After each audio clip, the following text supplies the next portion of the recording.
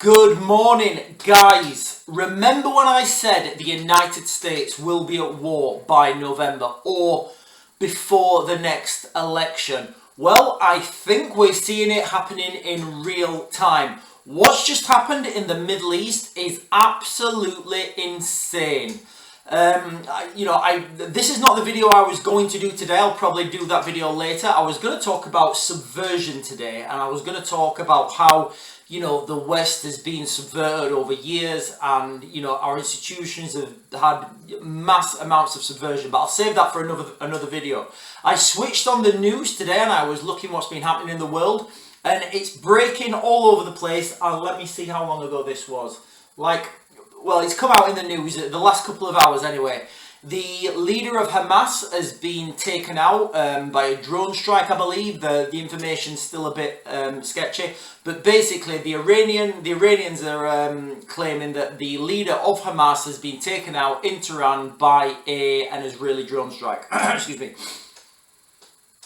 So what does that mean? Well, remember when, in fact, guys, let's look at the timings of this first. Let's look at what's just happened. We had Benjamin Netanyahu go on a visit to the United States, and he met with all the leaders. Now, the most important one that he went to meet with, I don't think Joe Biden can remember having a meeting with him, if it even happened.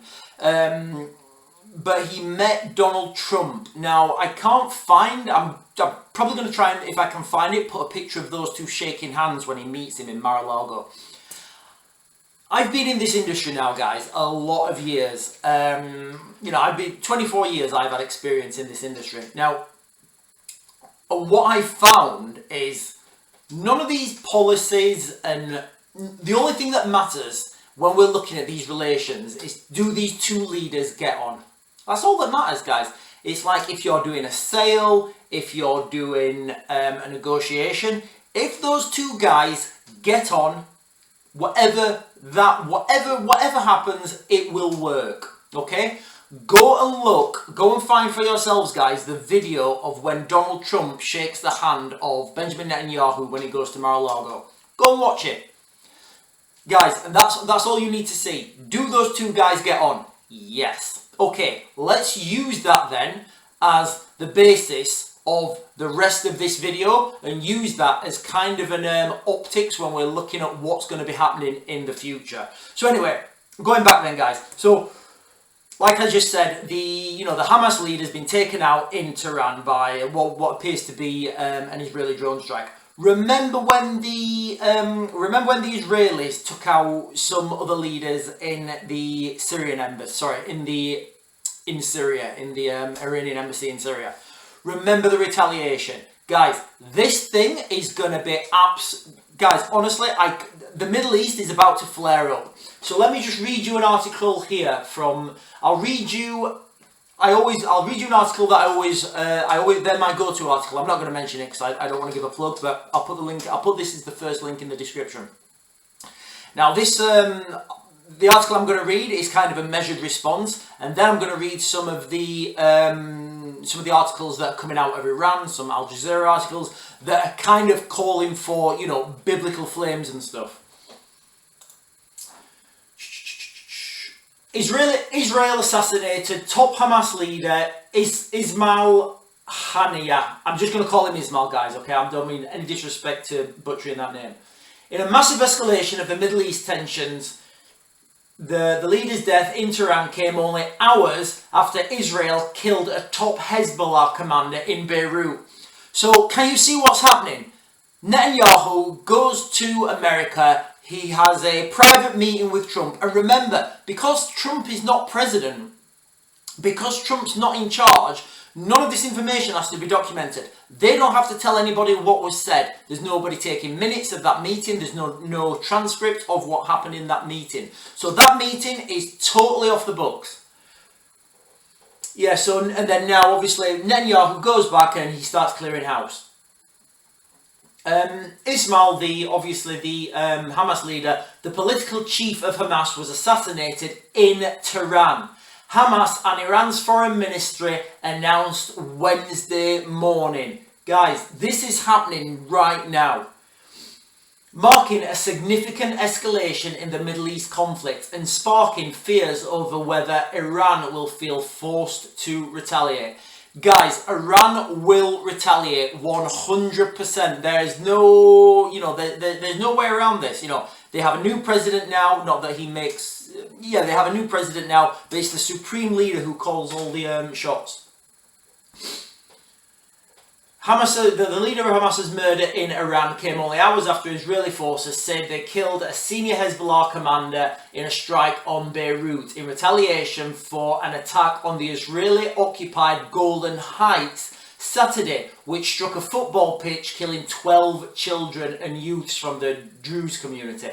In a statement, Hamas said its leader was killed in a treacherous Zionist raid on his residence in Tehran and vowed revenge.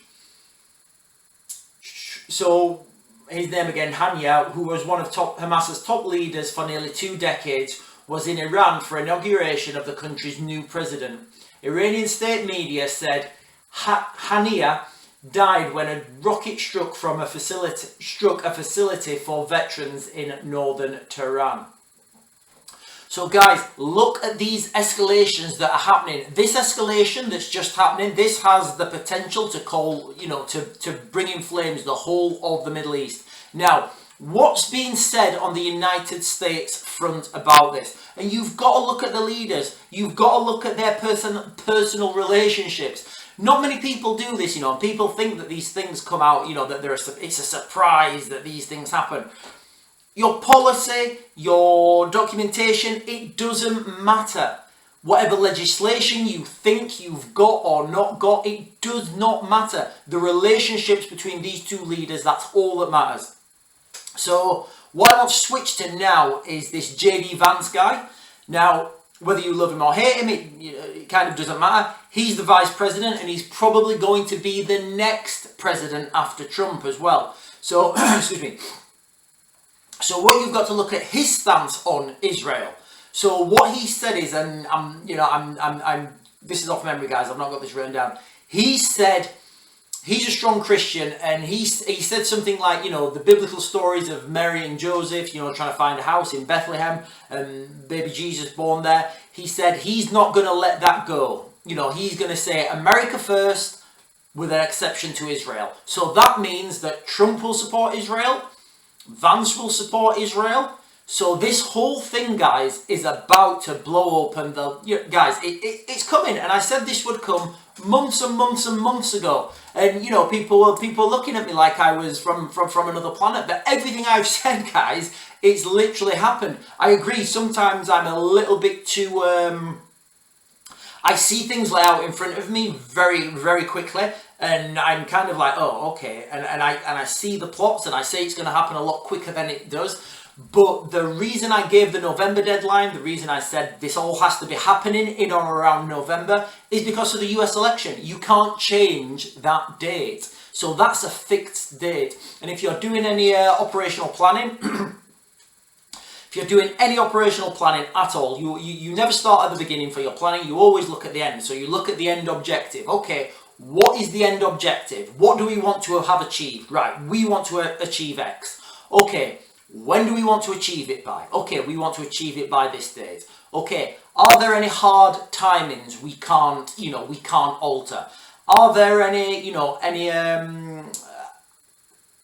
attachments or detachments? Sorry, I'm going into military planning now, but in a nutshell, guys, that's it. You start at the end, you decide any hard targets, and then you look for any outside influences that may affect you. And the closer you get to these end dates, the faster things have to happen, because people have been lazy, they've not done something, so they have to rush it through. People have been waiting on something else to happen because they want a perfect transition, and for whatever reason, the human factor, that's not happened. So things have to get rushed through and they're not always perfect, and it looks scrappy, it looks scrambly. But this is what we're heading towards, guys. Now, we're seeing this divergence in real time. The UK is going to be focused in the Middle East. Sorry, the UK is going to be focused in Europe with the Russians, and America, they're going to divert and they're going to be focusing all their attentions on this conflict that's brewing in the Middle East. Guys, it's coming, it's real, and we're watching this in real time.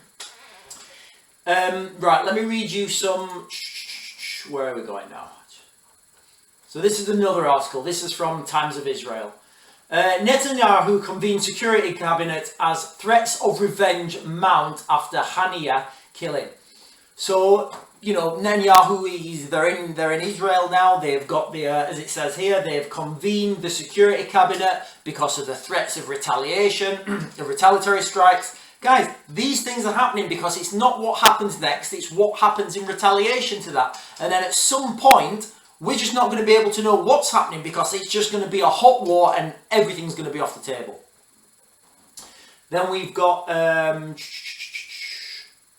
Hamas chief assassinated in Iran. Hamas said its political chief was killed in a treacherous Zionist raid on his residence in Tehran. Iran's president, guys, here we are.